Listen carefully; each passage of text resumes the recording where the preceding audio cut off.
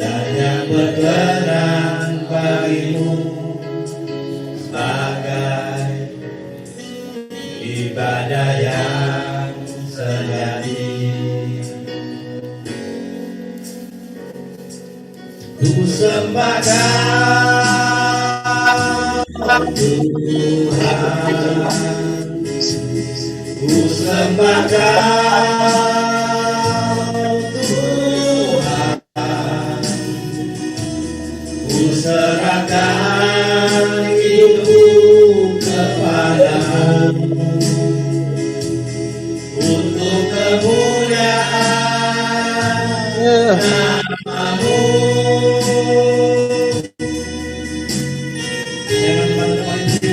Mari kita nyanyikan lagi dari awal.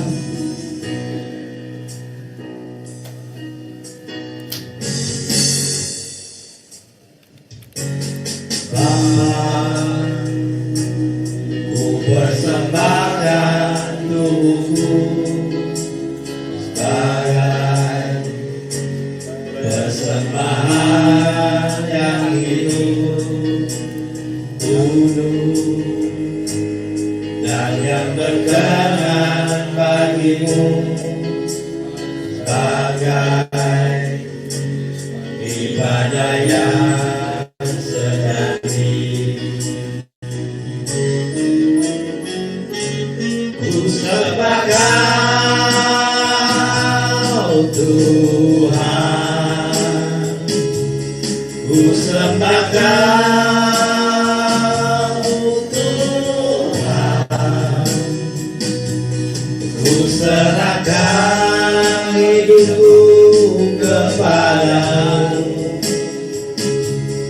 untuk kemuliaan nama-Mu.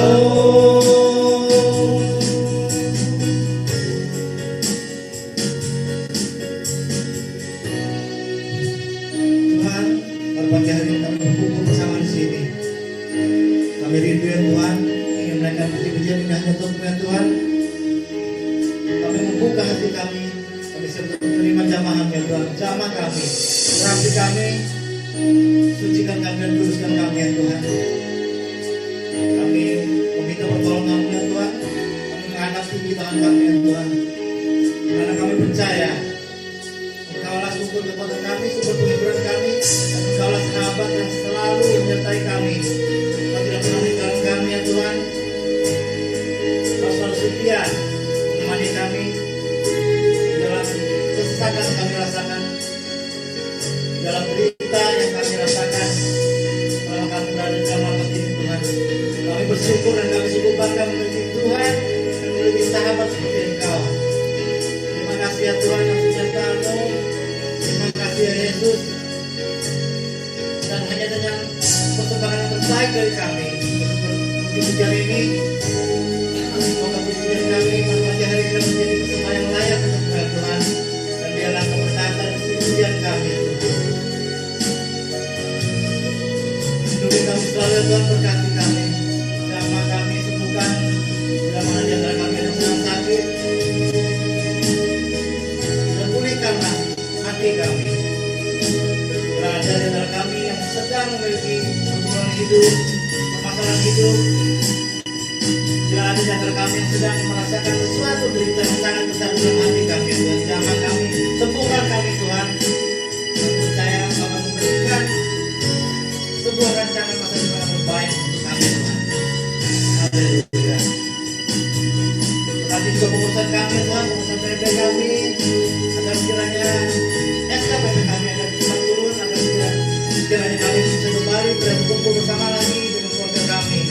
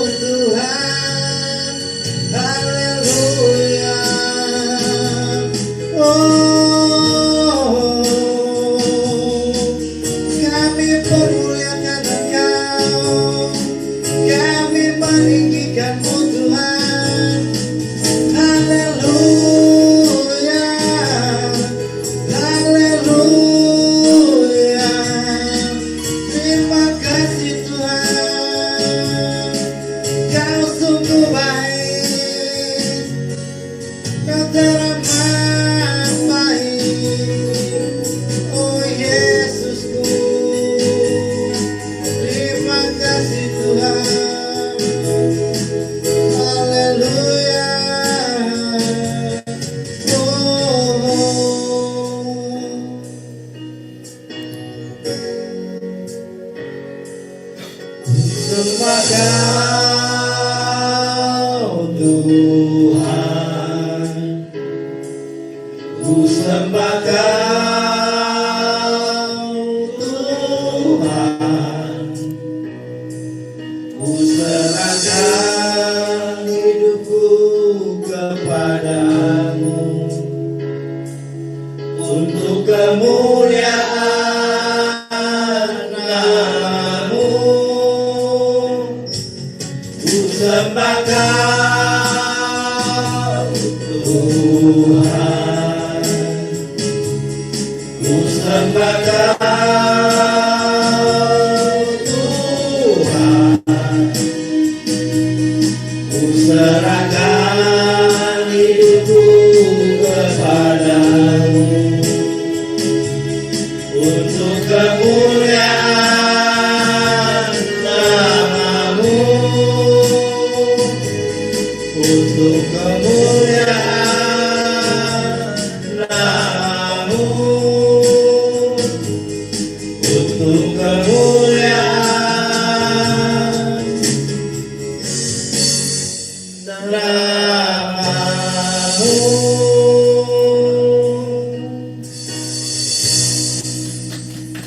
Silakan Pak Semadi untuk doa pembuka, Pak.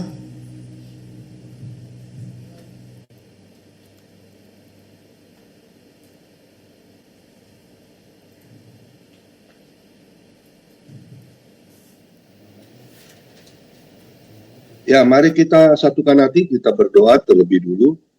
Terima kasih Bapa di dalam surga, kami bersyukur bahwasanya Kau terlalu baik buat kami Tuhan. Sampai pagi yang indah ini Tuhan, kami boleh bersekutu dengan Engkau. Kiranya Kau berkati ibadah kami dari awal, pertengahan hingga akhir. Kami sudah memuji dan menyembah Engkau Tuhan. Berkati ya Tuhan setiap kami yang hadir. Tutup bungkus oleh kuasa darah Yesus, link yang akan kami pakai ini melalui Zoom. Kiranya Kau terus kuasa-Mu yang bekerja bagi setiap kami. Kami siap untuk menerima kebenaran firman-Mu, dan kami mau jadi pelaku firman-Mu. Di dalam nama Tuhan Yesus, hamba-Mu sudah berdoa dan sudah mengucap syukur. Sama-sama kita katakan, amin.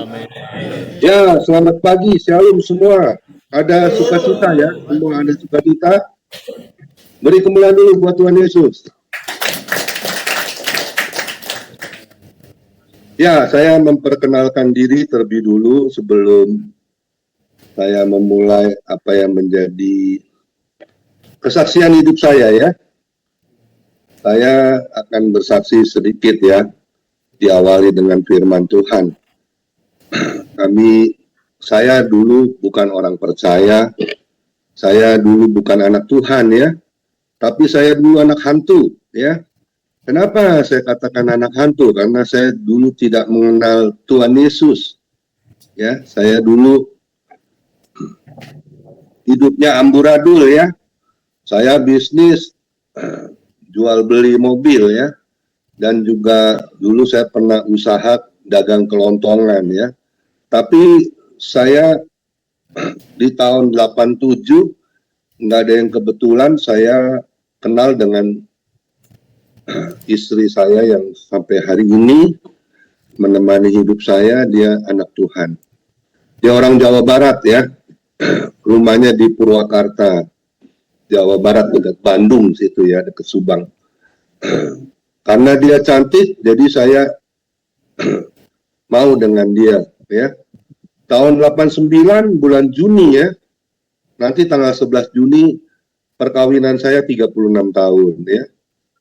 Saya menikah dengan dia. Saya pikir ya sudah nggak apa-apa.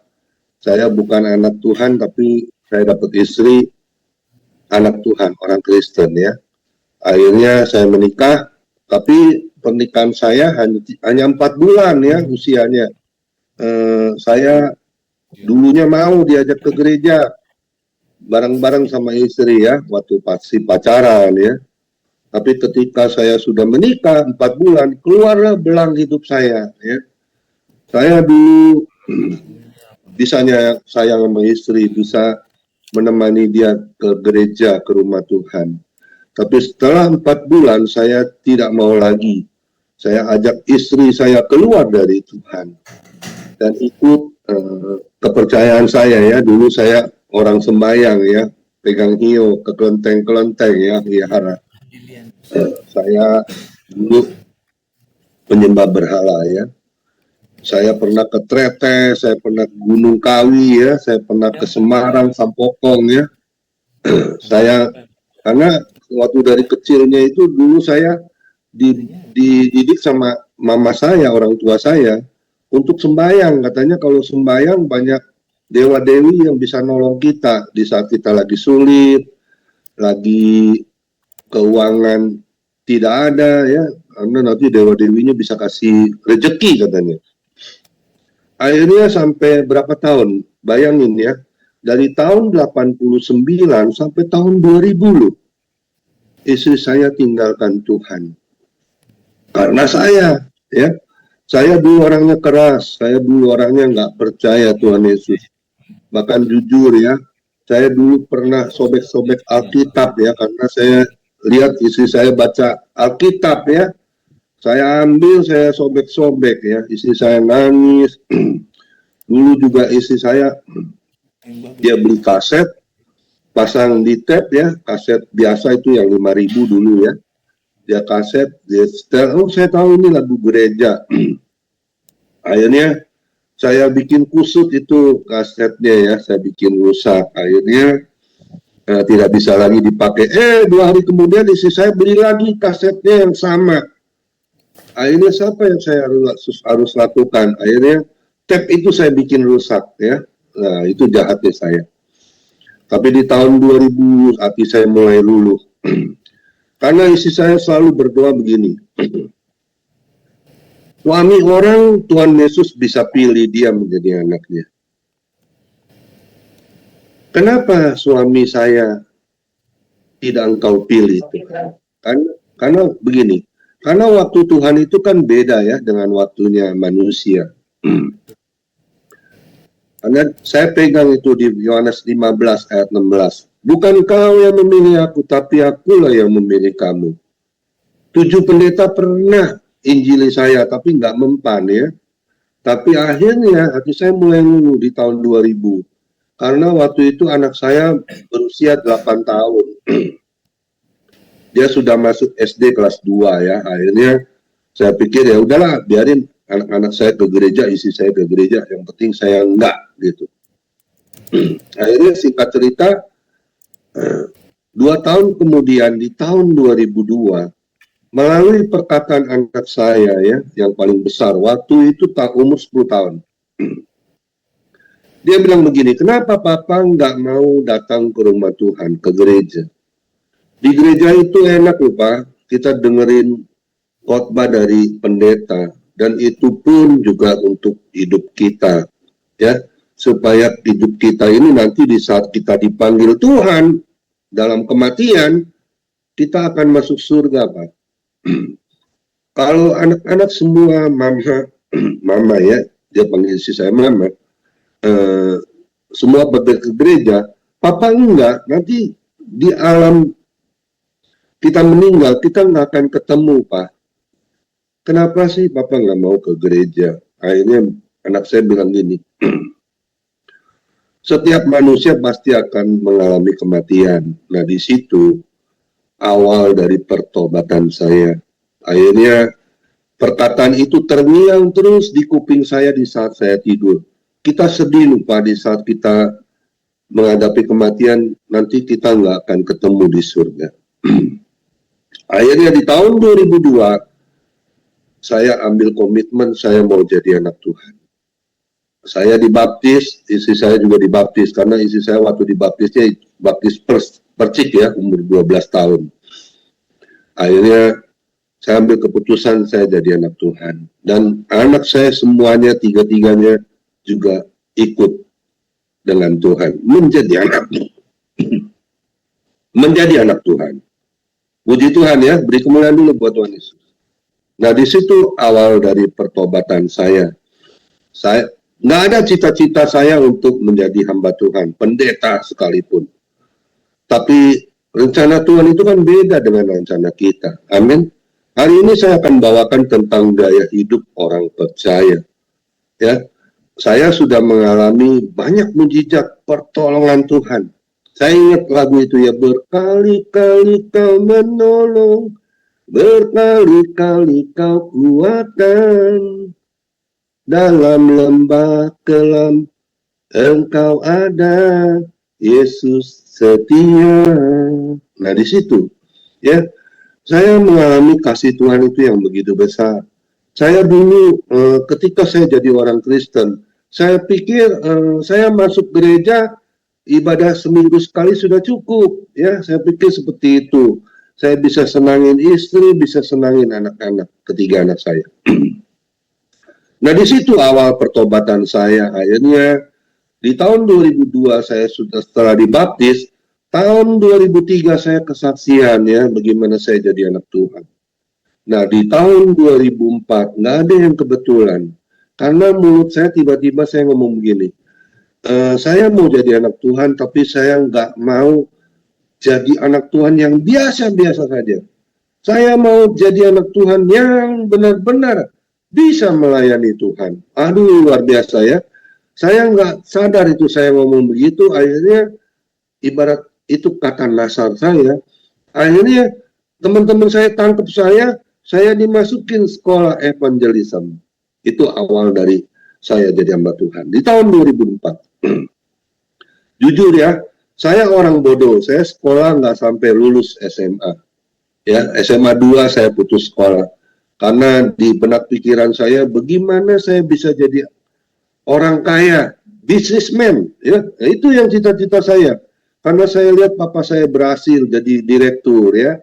Saya juga mau jadi bos ya. Nah, akhirnya saya sekolah evangelism, nggak kebetulan. 10 bulan saya sekolah. Waktu saya sekolah, saya pikir sekolah ini itu mudah ya. Ternyata dari 5 kali pertemuan saya mundur. Saya undur diri. Saya bilang gini sama teman saya, kayaknya saya salah berucap. Saya nggak bisa lagi ikut sekolah evangelism. Akhirnya teman saya nggak putus harapan, dia tetap dorong saya. Dia bilang gini, oh Amin, jangan takut.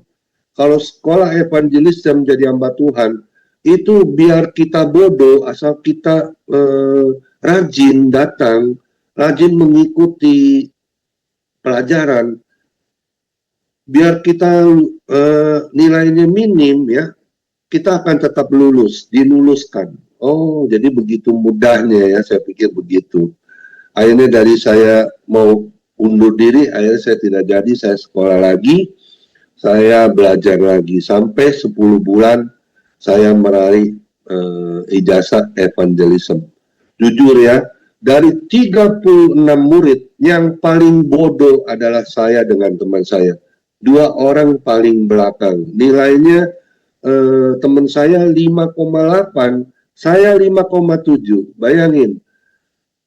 Tapi karena saya rajin, saya tidak pernah bolos. Saya bolos hanya 1 hari, 1 pelajaran. Karena saya sakit gigi ya, waktu itu saya mengalami sakit gigi ya.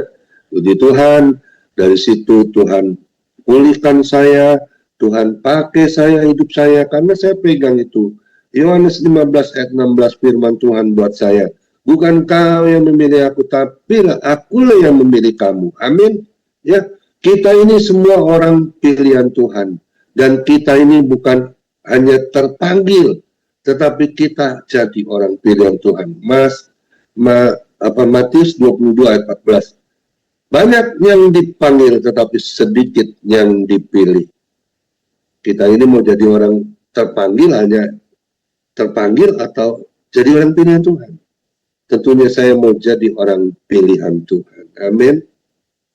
Singkat cerita, saya terjun, saya dimasukin di full gospel. Ya, aduh itu persekutuan kaum pria ya, yang sontoloyo orang bilang ya, yang dulu mabok. Saya dulu orangnya mabok, suka mabok ya. Saya dulu orangnya suka judi. Saya dulu suka berkata kasar ya. Dan juga saya dulu orangnya perokok. Masih ada yang merokok di sini. di lapas Parkisan ini? Ya nggak ada ya. Saya rasa kita harus menyadarkan diri ini ya. Karena tubuh kita ini adalah bait Allah, di mana Tuhan Yesus itu bersemayam di setiap tubuh kita. Kalau kita kotori dengan sebatang rokok asap, Tuhan Yesus itu nggak betah di dalam setiap bait tubuh kita. Dia pasti akan mengalami batuk-batuk ya, dan dia akan keluar tinggalkan bait tubuh kita. Bukan saya katakan seperti itu ya, tapi yang saya alami ketika saya merokok, istri dan anak saya itu pergi dari saya karena mereka juga mengalami batuk-batuk ya, karena asap rokok itu. Akhirnya saya waktu bertobat 2002, saya bukan langsung bisa berhenti rokok ya.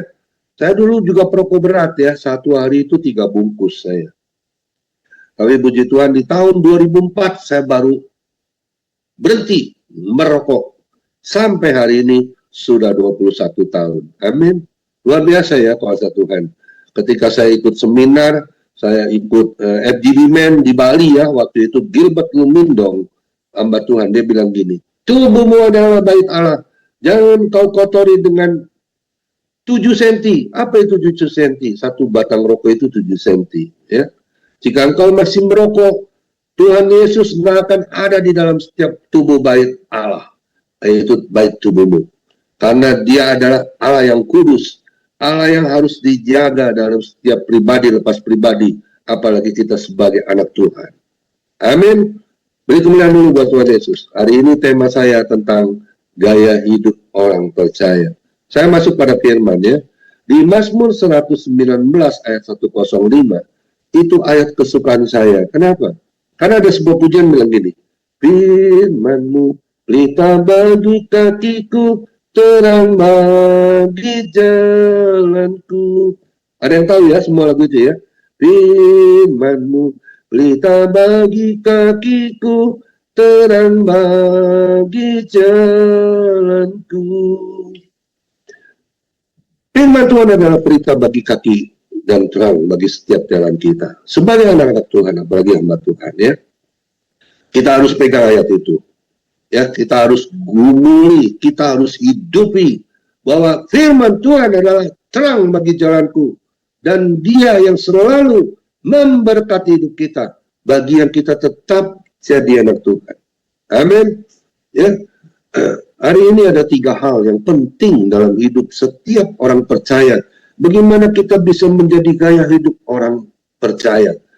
Gaya hidup itu bahasa Inggrisnya lifestyle, gaya hidup. Bagaimana kita bisa menjadi gaya hidup orang percaya anak Tuhan Yesus? Yang pertama adalah jujur ya, setiap anak-anak Tuhan yang ada di lapas ya, saya berdoa ya agar semua bisa dipulihkan oleh Tuhan. Yang pertama adalah kita buka di Roma 12 ayat 12. Roma 12 ayat 12. Dikatakan firman Tuhan begini. Bersukacitalah dalam pengharapan. Sabarlah dalam kesesakan. Bertekunlah dalam doa. Poinnya adalah bertekunlah dalam doa. Saya mau katakan gini. Roma 12 ayat 12 itu mudah ya dibaca ya. Tapi sulit untuk dilakukan. Kenapa? Karena firman Tuhan ini sangat luar biasa memberkati hidup kita anak-anak Tuhan. Dikatakan yang pertama, bersukacitalah dalam pengharapan. Maka saya, setiap bapak-bapak yang ada di lapas, Nusa Kambangan, bersukacita dalam pengharapan, itu sangat sulit loh.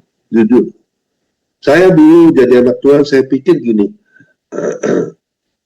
bersukacita itu kan di saat kita lagi happy ya.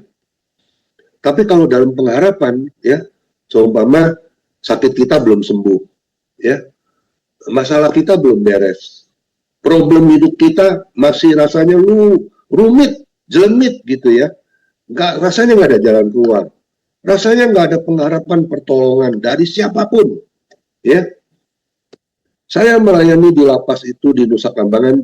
Saya pernah di Wadapul Gospel. Sudah 2 kali saya melayani di lapas Nusa Kambangan. Ya, saya ingat di tahun 2007 dan 2009 ya, saya ikut Tomang Chapter. Dan di situ saya juga diberi waktu untuk menyampaikan isi hati Tuhan melalui firman Tuhan. Di situ saya melihat pengharapan setiap bapak-bapak yang ada di lapas. Rasanya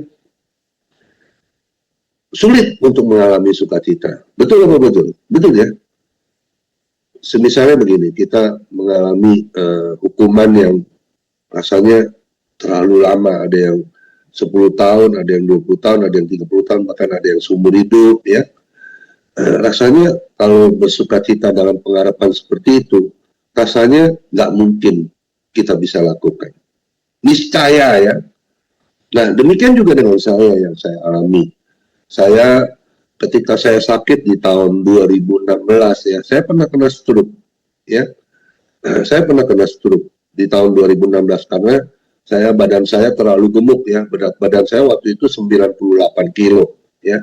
Saya kena stroke. Saya hamba Tuhan yang melayani setiap minggu dalam Senin sampai Minggu itu terkadang bisa full saya melayani Tuhan. Tapi saya nggak jaga tubuh baik saya ya, kondisi badan saya yang semakin lama berat badan saya semakin bertambah, bukan turun, bukan stabil tapi bertambah. Saya pegang itu di Amsal ya. Kalau kita tidak bisa menjaga tubuh kita ya, kita makan sembarangan ya, suka ini suka itu ya, kita akhirnya makan semuanya, kita nggak tahu kita darah tinggi, kolesterol ya, diabetes. Akhirnya itu saya alami. Akhirnya saya bisa stroke ketika saya pulang pelayanan ya. Besok paginya saya mengalami vertigo ya. Akhirnya saya muntah-muntah. Saya dibawa ke dokter waktu itu bulan Agustus di tahun 2016. Waktu saya periksa ke dokter, dokter bilang, Pak, lebih baik, waktu itu tanggal 14 Oktober ya.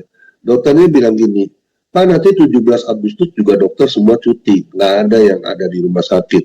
Lebih baik, Bapak tunggu aja tanggal 17 atau 18 baru Bapak opnam. Gitu. Akhirnya di tanggal 14 Agustus, saya 2 hari di rumah, bukan tambah bagus ya. Mulut saya mengalami mencong ya, stroke ringan. Akhirnya di tanggal 16 saya masuk rumah sakit. Saya dirawat 4 hari 3 malam. Saya diinfus, saya mengalami apa itu di batang belakang leher saya ini mengalami sumbatan ya. Ada 3 titik yang menyumbat sehingga saya mengalami vertigo dan stroke. Saya waktu itu saya komplain dengan Tuhan ya. Rasanya nggak ada pengharapan ya. Kok bisa saya alami hal seperti ini? Padahal saya hamba Tuhan. Saya yang setia melayani Tuhan. Tapi firman Tuhan bilang apa? Jika engkau besar nafsumu, engkau suka ini, suka itu ya. Lihat daging babi sikat, daging bebek sikat, udang, kepiting, cumi sikat semuanya. Akhirnya terjadilah sakit penyakit. Saya waktu alami di rumah sakit 2 hari, saya komplain dengan Tuhan. Kenapa Tuhan tinggalkan aku? Ya, rasanya doa saya udah langsung mengalami tawar hati ya kepada Tuhan. Akhirnya Tuhan tetap diam. Tuhan tidak berucap sekalipun. Di hari ketiga, saya orangnya paling suka dengar suara Tuhan. Audible. Saya orangnya audible dengan suara Tuhan. Kenapa? Karena saya orangnya suka melekat terus kepada Tuhan. Dan saya orangnya orang yang tekun berdoa ya. Saya sampai hari ini, kerjaan saya hanya melayani Tuhan. Tidak ada yang lain. Di usia 50 tahun 2013, saya sudah tidak lagi bekerja. Sampai hari ini, usia saya 62 tahun, saya tidak bekerja. Saya jadi hamba Tuhan, dulunya hanya full hak, tapi sekarang full time. Itu yang Tuhan kerjakan buat saya. Sehingga ketika saya mengalami sakit, saya dengar suara Tuhan bilang apa? Kau lihat di sebelah kirimu. Apa yang kau lihat? Saya lihat seorang suami ya, yang ditunggu dengan istrinya sedang meraung-raung kesakitan. Sudah 12 hari mulutnya mencong, mati sebelah, istrinya hanya menangis, istrinya hanya setel lagu dari handphone, puji-pujian kepada Tuhan Yesus. Akhirnya saya melihat, wah kasihan, begitu berat sakitnya daripada saya. Sebelah kanan saya, lebih lagi, tidak sadar diri. Istri anak-anaknya kumpul, nangis meraung-raung. Dan apa yang terjadi besok paginya? Di sebelah kanan saya meninggal dunia. Nah, di situ saya melihat, berarti Tuhan Yesus masih sayang sama saya. Dia pasti sembuhkan saya. Amin. Dari situ saya timbul sukacita yang penuh. Saya menangis kepada Tuhan. Saya minta ampun dengan Tuhan. Tuhan ampuni aku Tuhan. Aku manusia yang berdosa Tuhan. Aku yang tidak layak di hadapan-Mu Tuhan. Ampuni saya Tuhan. Saya mau sembuh Tuhan. Saya mau Engkau tolong aku Tuhan. Ampuni aku Tuhan. Hamba-Mu telah berdosa, hamba-Mu telah bersungut-sungut kepada Engkau Tuhan Yesus. Akhirnya di hari keempat saya mengalami kesembuhan. Dokter boleh ponis saya ya, waktu itu dokternya perempuan ya, dia bilang gini, "Oh Aming, jangan naik motor lagi ya, selama-lamanya naik motor lagi. Dan boleh bawa mobil tahun depan, 1 tahun setelah mengalami sembuh." Ingat itu ya, dokter lanjutkan gitu, tapi saya kan punya Tuhan Yesus yang hebat. Saya bilang, perkataan dokter bukan perkataan dari Tuhan. Saya akan sembuh. Saya akan ditolong Tuhan. Amin. Waktu itu bulan Desember 2016, anak saya yang pertama mau menikah. Anak saya nangis di rumah sakit. Dia bilang gini sama saya ingat sekali, "Papa nggak boleh mati. Papa harus menyaksikan saya mau melangsungkan pernikahan. Papa harus sembuh. Papa harus sembuh. Papa harus kembali sehat." Dari situ doa anak saya kepada saya dijawab oleh Tuhan. Akhirnya saya sembuh. Dalam waktu 3 bulan saya mengalami kesembuhan. Saya bisa setir mobil. Saya bisa mengikuti resepsi perkawinan anak saya di bulan Desember. Tanggal 10 waktu itu. Beri kemuliaan dulu buat Tuhan Yesus. Dari situ ada satu pengharapan dari Tuhan. Jika kita mengalami sukacita yang penuh, datang kepada Tuhan. Amin. Dan ayat kelanjutannya, bersukacitalah dalam pengharapan, sabarlah dalam kesesakan. Nah, sudah kita akhirnya nggak ada pengharapan nih, udah tidak ada yang tolong ya, rasanya sendiri ya. Terus firman Tuhan kelanjutannya, sabarlah dalam kesesakan. Rasanya udah nyesek ya, udah rasanya orang nggak peduli. Kok disuruh sabar sih sama Tuhan? Nah di situ saya belajar untuk sabar ya, sabar menantikan pertolongan Tuhan. Akhirnya saya bisa mengalami kesembuhan. 5 bulan kemudian saya sembuh total. Saya bisa naik motor lagi sampai hari ini, dan juga saya bisa setir mobil. Itu bukan kuat gagah saya, tapi saya sangat percaya itu adalah kuasa Tuhan yang bekerja, yang menolong kehidupan saya, juga Bapak-Bapak semua. Amin. Dan yang lanjutannya, setelah sabarlah dalam kesesakan, bertekunlah dalam doa. Nah di situ poin yang penting dalam kehidupan gaya hidup orang percaya, kita harus bertekun dalam doa. Amin. Orang yang bertekun dalam doa, hidupnya pasti akan diberkati oleh Tuhan Yesus. Amin. Nggak ada orang yang sempurna di dunia ini. Saya dulu orang yang berdosa. Saya ingat banget di tahun 2005 ya, waktu itu saya diajak ke lapas di Kerawang. Saya ingat banget tuh. Saya yang menyampaikan firman Tuhan. Saya bilang gini sama bapak-bapak yang ada di lapas Kerawang itu ya.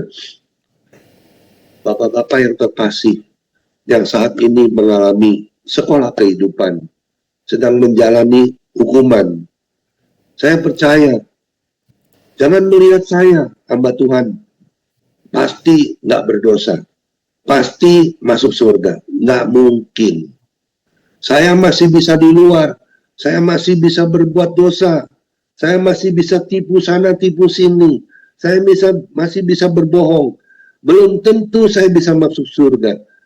Tetapi saya melihat kehidupan sekolah kehidupan yang Bapak alami saat ini, jika Bapak bertobat sungguh-sungguh, justru Bapak yang akan masuk dalam kerajaan surga. Wah, waktu itu napi-napinya semua bapak-bapaknya naik ke kursi ya, naik ke meja samperin saya. Wah, teman-teman saya udah takut semua ya, karena takut saya diapakan begitu ya. Akhirnya semua hanya merangkul saya. Mereka nangis. Mereka bilang, dia bilang gini, Bang Korban nggak ada yang bilang seperti itu, bahwa kita ini yang berdosa, yang kena hukuman. Dan hamba Tuhan ini mengakui bahwa belum tentu hamba Tuhan yang menyampaikan firman itu bisa masuk surga. Karena kehidupan hamba Tuhan itu di luar masih bisa jatuh dalam dosa. Amin. Jujur ya, gak ada hamba Tuhan yang semua akan masuk surga. Saya katakan demikian kenapa? Karena masih bisa manusia berdosa. Amin.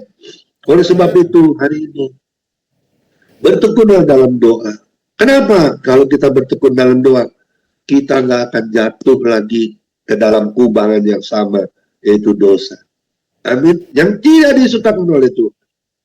Oleh sebab itu, miliki gaya hidup lifestyle anak Tuhan, orang percaya. Poin yang pertama adalah kita harus tetap bertekun dalam doa. Matius 7 ayat 7 bilang apa? Cari, minta kepada Tuhan. Cari kepada Tuhan. Dan ketoklah pintu hati Tuhan. Maka pintu berkat itu akan dicurahkan bagi kita semua. Dan pertolongan Tuhan, berkat Tuhan itu senantiasa ada di setiap kehidupan kita.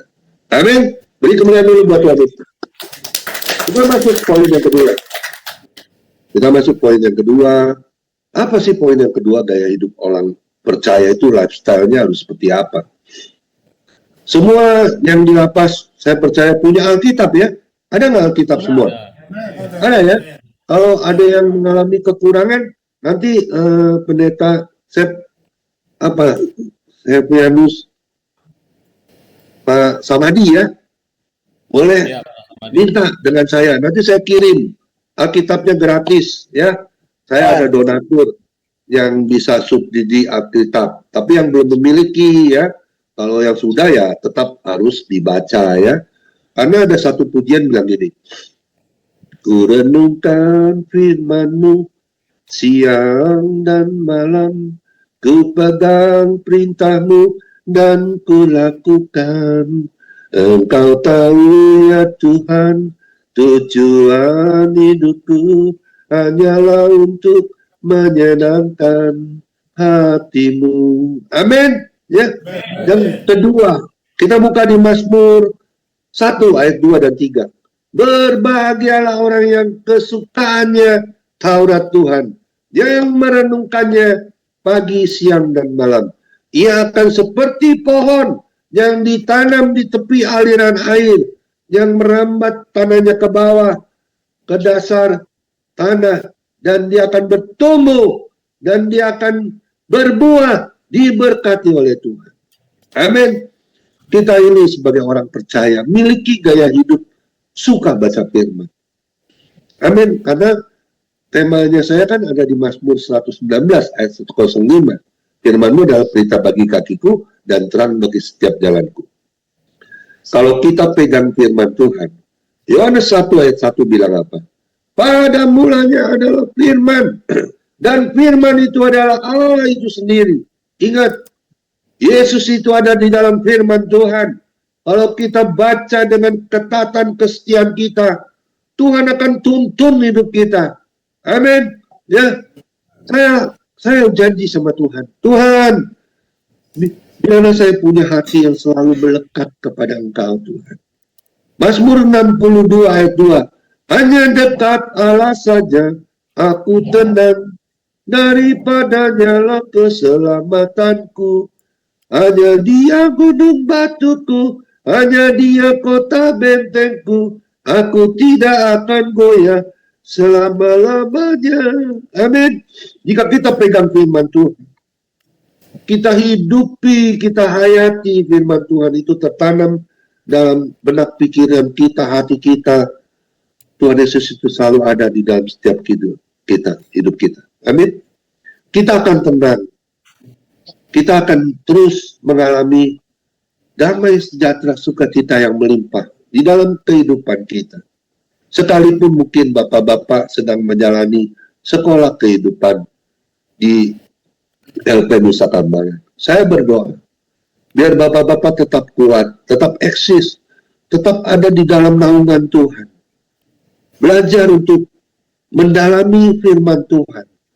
Pengetahuan, pengenalan kita dengan Tuhan. Dengan cara yang benar. Amin. Saya ingat ada satu kesaksian ya, teman saya yang sekarang sudah bebas ya. Dia dulu juga pernah mengalami sekolah kehidupan ya. Dia pernah dihukum di penjara ya. Namanya saya tidak sebut ya. Ketika dia di gereja juga dia masih merokok ya. Karena dia sudah melayani di gereja di lapas ya. Tapi tiba-tiba ketika dia mau ngerokok itu kan dia selalu suka bikin gelinting-gelinting gitu ya. Dia sobek itu dari lembaran-lembaran Alkitab ya. Di situ dia untuk merokok ya. Karena rokok yang dia bilang kalau merokok yang seperti itu rokok papir orang bilang ya. Sangat nikmat sekali apalagi kalau rokoknya keras katanya. Ya, ketika dia sedang gelinting-gelinting itu Tuhan gerakan hatinya dia. Buka itu yang kau pakai lembaran firmanku. Ya kaget kok ada suara seperti itu ya. Akhirnya dia buka apa isi Alkitab yang dia sobek, yang dia pikir untuk dia merokok ya, karena dia kesukaannya merokok ya. Nah, apa yang ada di dalam firman-Nya? Itu ada di garis merah ya. Karena Alkitab itu bekas juga ya. Dia sobek, dia ginting-ginting, Tuhan suruh buka, ada suara Roh Kudus. Dia buka, dia bilang apa? Dia kaget. Yang di garis merah hanya firman Tuhan, Matius 3 ayat 2. Bertobatlah, kerajaan Allah sudah dekat. Dari situ, dia nggak bisa tidur malamnya. Dia diingatkan oleh Tuhan. Dia tidak bertobat. Dia masih merokok. Dan juga di dalam lapas itu ada juga yang isep apa itu, orang bilang ganja yang delek gitu ya. Masih ada di situ ya. Dan di situ dia dapat gitu ya. Aduh, di situ dia bertobat. Dia nangis. Sampai hari ini dia sudah bebas, dia jadi hamba Tuhan. Amin. Beri kemuliaan dulu buat Tuhan Yesus. Saya senang sekali ya. Kalau Tuhan jamah itu melalui apapun keajaiban Tuhan. Bagi Tuhan tidak ada yang mustahil. Amin. Ya. Dan juga banyak teman saya ya yang sudah pernah ikut sekolah kehidupan. Semuanya jadi hamba Tuhan. Saya pernah juga pelayanan di Kalimantan dulu ya. Tahun 2009 kalau nggak salah. Setelah saya pulang dari lapas Nusa Kambangan, saya ke Kalimantan. Nah di situ saya juga kaget ya. Ketika itu pergi 5 hamba Tuhan, saya kaget juga ya hamba Tuhan yang orangnya pendek ya. Istrinya orang Chinese, dia orang Batak ya kalau nggak salah ya. Saya kaget ketika apa? Saya kagetnya gini. Dia buka baju berenang di kali sama-sama kita orangnya. Karena di Kalimantan itu kalau mandi di kali ya. Saya kaget apa? Badannya semua penuh tato loh. Waduh, kaget saya. Saya bilang ini hamba Tuhan apa penjahat nih? Waduh, dari mana ini? Ya, luar biasa kesaksiannya. Waduh, luar biasa. Dia pernah bunuh orang juga ya. Wah, tapi dia kena hukuman kalau nggak salah 15 tahun ya. Tapi dia kena remisi, akhirnya 11 tahun dia bebas. Bebas bersyarat. Sampai hari ini dia jadi hamba Tuhan. Dia melayani Tuhan sungguh-sungguh. Amin. Ya, jangan kita kira kita ketika ikut sekolah kehidupan kita nggak akan ditolong Tuhan. Ada cara Tuhan yang bisa menolong setiap kita asal kita mau terus ada di dalam koridor firman Tuhan. Amin. Setia belajar, baca firman Tuhan sungguh-sungguh. Saya berdoa biar bapak-bapak semua dikuatkan oleh Tuhan, tetap berdiri teguh. Kan ada satu pujian ya, di 1 Korintus 1 ayat 10, hendaklah kita seia, sekata, sepikir, sejiwa. Biar kita bangun bait Allah yang kudus. Di mana? Sekalipun Tuhan tempatkan di lapas, sekolah kehidupan. Di situ kita bangun bait Allah yang kudus. Kita bersatu dengan kasih Tuhan. Tidak ada perpecahan. Bahkan sebaliknya membangun bait Allah yang kudus. Sehingga nama Tuhan ada di setiap pribadi lepas pribadi. Dan juga kita ada di dalam kitab kehidupan orang percaya. Amin. Beri kemuliaan dulu buat Tuhan. Saya masuk hal yang ketiga yang terakhir. Ya, yang terakhir. Saya nggak akan perpanjang ya. Apa hal yang terakhir yang ketiga? Ada satu pujian yang mengatakan begini. Bersyukur, bersyukur, bersyukurlah, bersyukur karena kasih setiamu. Ku sembah, ku sembah, ku sembah dan ku sembah. Selama hidupku, ku sembah Kau Tuhan. Amin. Hal yang ketiga, kita sebagai anak Tuhan, gaya hidup orang percaya, kita harus memiliki gaya hidup yang tetap bersyukur kepada Tuhan. Amin. Kenapa? Karena kita masih ada sampai saat ini. Dan kasih Tuhan itu sepanjang hidup kita. Kita nggak menyadari ya, ketika bangun pagi, siapa yang bangunin kita kalau bukan Tuhan Yesus? Dan siapa yang izinkan kita masih hidup sampai hari ini? Itu juga karena Tuhan Yesus yang memberkati kita. Amin. Kenapa saya mengatakan demikian? Tahun 2023 saya mengalami sakit jantung. Jantung saya harus di bypass. Karena saya sudah mampetnya 100%. Nggak ada yang bisa nolong. Hanya Tuhan Yesus. Saya percaya. Waktu itu saya mengalami jatuh dari motor. Ketika saya pulang pelayanan pagi. Jam 8 pagi saya melayani khotbah di gereja. Jam 10 saya pulang. Saya ke rumah Cici untuk kasih kue. Setelah saya jalan dari rumah Cici, saya jatuh dari motor. Jujur ya, kalau saya waktu itu mengalami serangan jantung, saya jatuh dari motor, waktu itu saya pingsan 10 menit. Kalau waktu itu saya dipanggil Tuhan, alangkah indahnya. Kenapa saya katakan alangkah indahnya? Saya sudah tidak tahu apa-apa. Saya percaya, saya pasti akan diterima di sisi Tuhan Yesus. Amin. Tapi waktu Tuhan kan beda dengan waktu kita. Saya ditolong sama satu security ya, badannya besar, tinggi ya. Saya ditarik-tarik tangannya, pundaknya saya ditepok-tepok untuk saya bangun, untuk saya sadar. Tapi saya tidak sadar diri. Akhirnya apa? Akhirnya muka saya ini ditempelengin kanan kiri ya, sama orang bapak yang tinggi badannya. Akhirnya saya sadar. Saya akhirnya bisa ngomong, saya bilang gini. Kenapa? Ada apa saya? Bapak jatuh dari motor. Waktu itu kepala saya bocor ya. Kaki saya ketiban motor dan bengkak. Dan anak saya khawatir.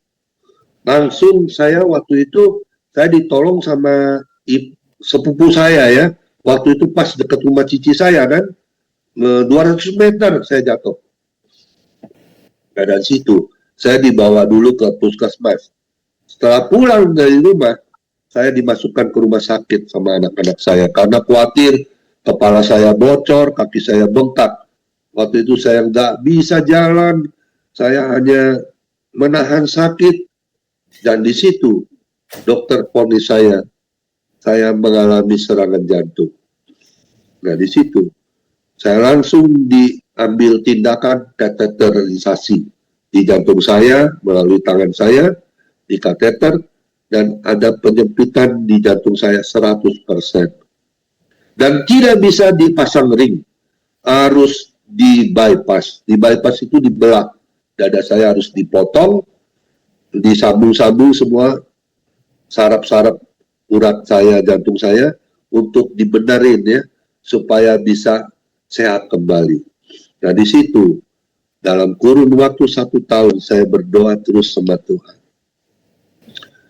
Saya berserah penuh kepada Tuhan. Saya pegang itu di Mazmur 37 ayat 5. Berserah kepada Tuhan dan percayalah Dia pasti akan bertindak. Amin. Amin. Semua hamba Tuhan, teman-teman saya mendoakan saya agar saya tidak di-bypass, agar saya bisa dipasang ring dengan cara apapun, tangan Tuhan pasti akan bekerja. Saya pegang itu Roma 8 ayat 28. Tuhan Yesus Allah turut yang bekerja dalam segala hal untuk mendatangkan kebaikan. Akhirnya hasil MRI saya tidak baik. Waktu itu saya sudah siap untuk di-bypass. Hasil MRI saya nggak bagus. Akhirnya dokter jantung ambil keputusan, bagaimana kalau Bapak saya dengan cara yang baru, yaitu jantung Bapak harus dibor. Yang mampet 100% itu harus dibor dengan teknologi yang baru. Kalau pasang ring dengan cara yang tidak dibor, mau 1, 2, 3 ring, itu waktunya hanya kurun waktu 1 jam. Dan waktu itu saya menjalani operasi 3 jam 15 menit. Akhirnya saya boleh sehat, saya boleh ditolong Tuhan. Sekalipun bayar sendiri ya. Operasinya ya lumayan ya, 1 mobil ya, 172 juta habis ya. Tapi saya bersyukur, anak saya bilang gini, Papa harus sembuh, jangan mikirin uang Pak, uang itu bisa dicari. Anak saya 3, mantu saya 3, cucu saya 4. Mereka diberkati oleh Tuhan, anak mantu saya. Dan dia urungan ya, kongsian ya, patungan untuk biayai sakit saya. Puji Tuhan, itu juga karena kebaikan Tuhan. Amin. Dan hal yang ketiga kita harus ingat, kita harus tetap bersyukur kepada Tuhan. Karena Dia selalu baik buat kehidupan kita. Amin. Harus nyanyi terus buat Tuhan. Tuhan Yesus baik, sungguh amat baik, untuk selama-lamanya. Tuhan Yesus baik. Amin. Ya, itu aja yang saya bisa sampaikan.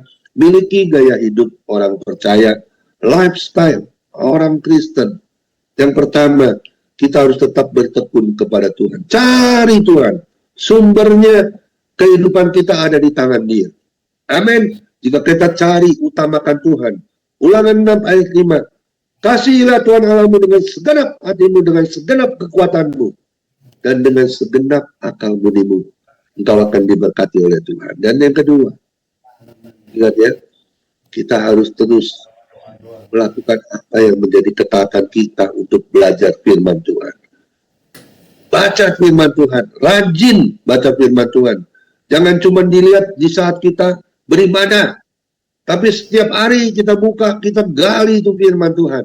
Saya dulu orang bodoh, saya nggak bisa menghafal, tapi hari ini, sampai hari ini ya, saya sudah bertobat dari tahun 2002 sampai 2025, udah 23 tahun. Firman Tuhan ada 200 ayat saya bisa hafal. Sampai hari ini. Dan maaf kata, saya khotbah juga tanpa konteks. Jujur, bukan karena saya sombong. Saya sudah pengalaman melayani Tuhan. Enggak. Tapi karena saya dekat dengan Tuhan. Amin. Firman itu tertanam dalam diri saya. Sehingga apa? Saya bisa jadi berkat buat banyak orang. Sehingga orang boleh bertobat sungguh-sungguh. Datang kepada Tuhan Yesus. Dan menyerahkan dirinya untuk dipakai oleh Tuhan.